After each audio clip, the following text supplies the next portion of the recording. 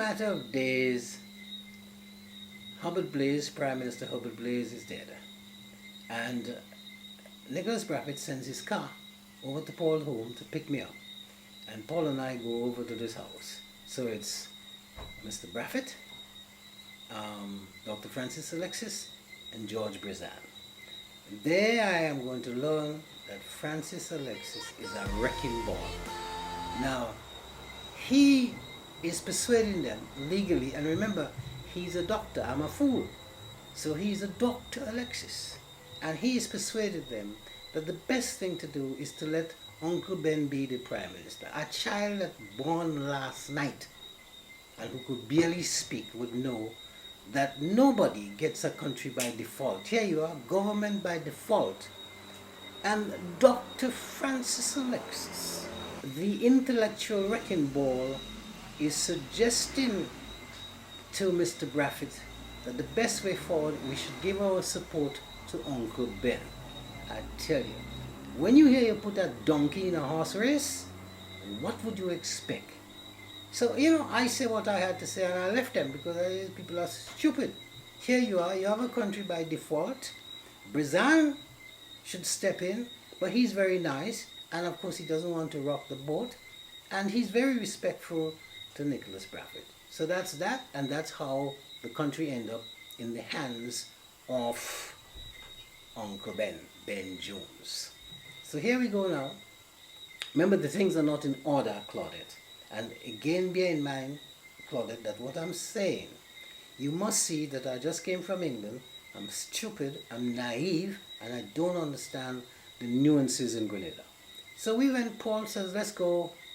A Sunday, I think, we had to go to this place, some gate, Red Gate. We have to go to this Red Gate place, the organizing of the NDC motorcade. And here again, Claudette, the NDC cannot organize a piss up in a brewery. So they asked me to put this motorcade together for them. And Paul, of course, again, another devious sound, but I don't know at the time. So I'm going along, because he said, well, Stanley, elections haven't taken place yet, and we have a contract, we have to honor the contract, so organize the thing. Fine. Danny DeGale, who's a friend, Danny DeGale, is driving, and he can drive. Don't tell the police that. 100 miles an hour, like a rocket, we driving. And I'm sitting on the window of the car, in the back, and I'm holding on, and we have to organize this motorcade. Look, from this gate place, Red Gate, to Mount, wherever it was, when we got there, we are in control. Finally, Mount Camel, we are in control of the motorcade, and I got it together. And from there on, it's smooth. Remember, this motorcade now is going way back into St. George's. So when we get into Grenville, remember in those days they would talk about top bowler and bottom bowler. Bottom bowler, which is now Western Union, and one of these money people. My cousins are on the veranda, and they all are they're wagging their fingers at me, so I know something is up. But what the hell are they saying to me? I don't know. I'm going to find out later on. Anyway, so we go up and we get to Paradise, where the road goes up to Lafayette, and they stop. This is going to come to haunt me. Mr. Braffett wants a drink.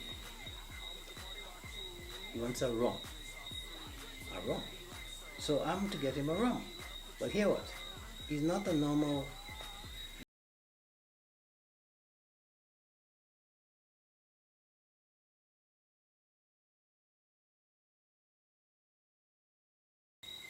He wants a long pants. So it's a tall glass and it's lace. So nobody must know he's drinking rum.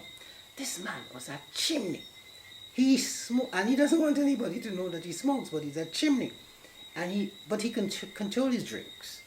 You wouldn't know that he's a drinker, but you see his face is puffy. I'm going to learn after the elections. Stanley say Mr. Braffett is a junk. I say, me? I never said that. The man asked for a drink, I got him a drink, I do whatever he had. I was dog's body, so I do whatever.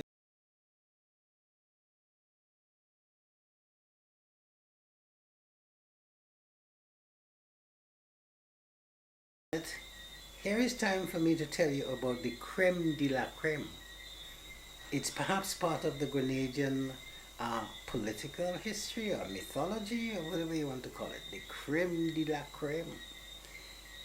Paul Roberts and I and a non-Grenadian, that's about all I'll say, a non-Grenadian, having a meeting. Because remember, Finsley's moaning and groaning, he could win this seat. So in the discussion, it came up, well look, what can we do to make sure that Sir Eric loses?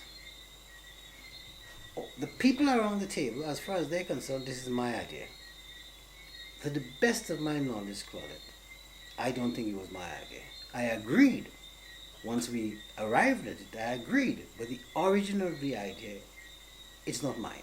But they all, and as I said, remember, I'm naive, I'm stupid. I'm just from England. So anything they tell me, I kind of go along with it. So we've decided that the best approach is to buy a ticket for Sir Eric to leave the country. And of course I could speak English. So I am the one to make the call. I think it was BWI at the time. And I called them and asked for a ticket, and I asked, of course, for certain courtesies, and that this ought not to be in the public domain. And I give them the usual waffle spiel. And they agreed. So the person who was going to collect the ticket, he's well known. And we pals up to this day. And he knew we were going to get a ticket because he knew what we did. But the guy picking up the ticket, he did not know. He was just a passenger. So we went, got the ticket, and that's how this famous ticket came about. And it's pinned to me. And I'm saying, no, all I do is I bought the ticket.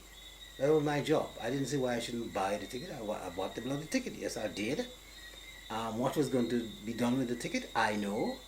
The people who went and collected the ticket, yes, I know. The guy who actually picked up the ticket, he didn't work this out for until about a year later, because he met me on the car night and he was laughing and things, because then he recognized what happened. So that is how this mythical thing come about. And all this is fear. You know, they say everything is fear in love and war. Well, in politics, every damn thing is fear. You need to get rid of Sir Eric. How are you going to get rid of him? A man like that?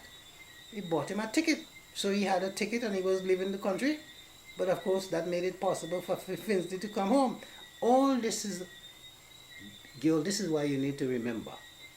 Machiavellian. That's who you are. You're the princess. You're the daughter of Machiavellian. Stop at nothing. Everybody singing hallelujah. Hallelujah.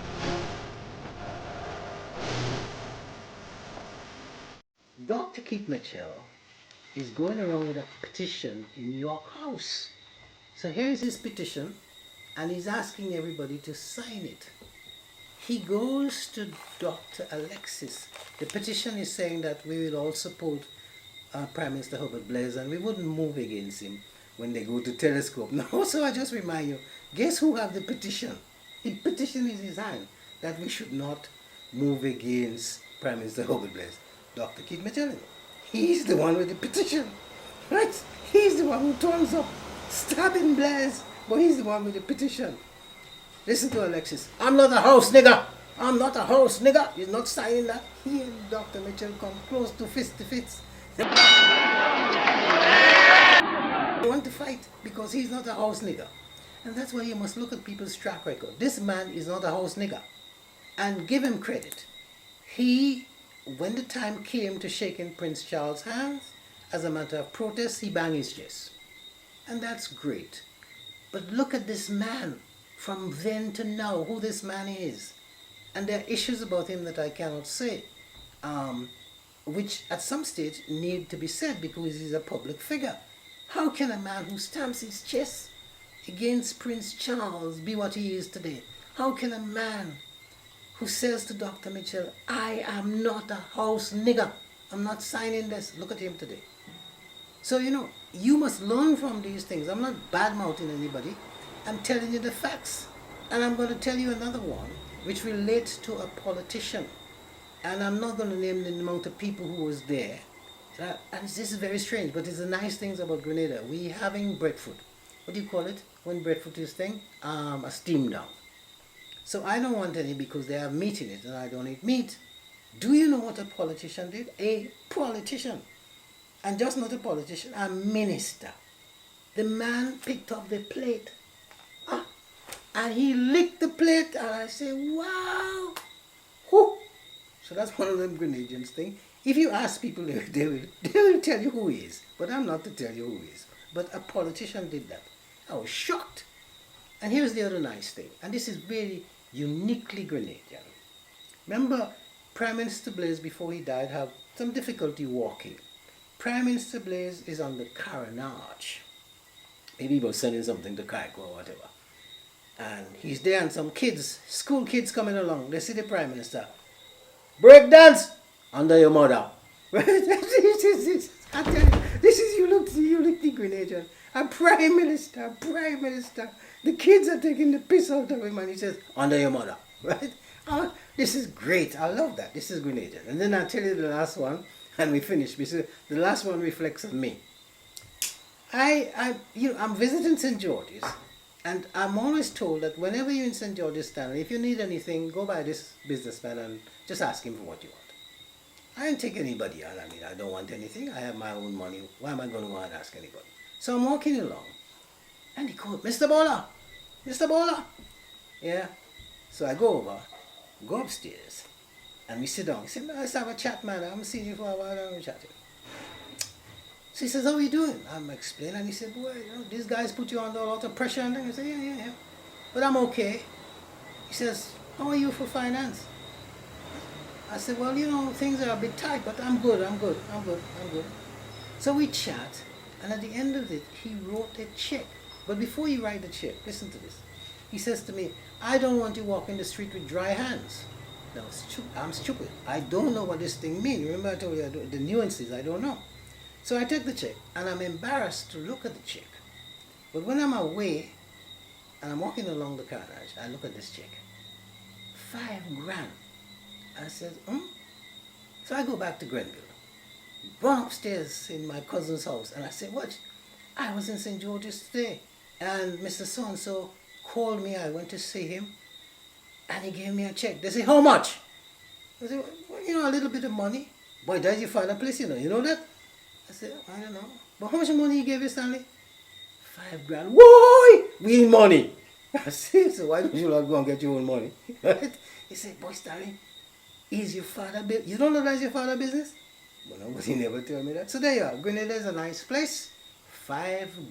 Claudette, the reason why they're softening you up, and I'm ending here, and bear this in mind, Claudette, don't make the mistake. Dr. Keith Mitchell is not a prince. He's not your brother. He is the real deal. He's a twin. You are Machiavellian's daughter. You are the prince. He's not. He's what? The power in his little finger is more than you have in your entire body. Don't get close to him. He's deadly.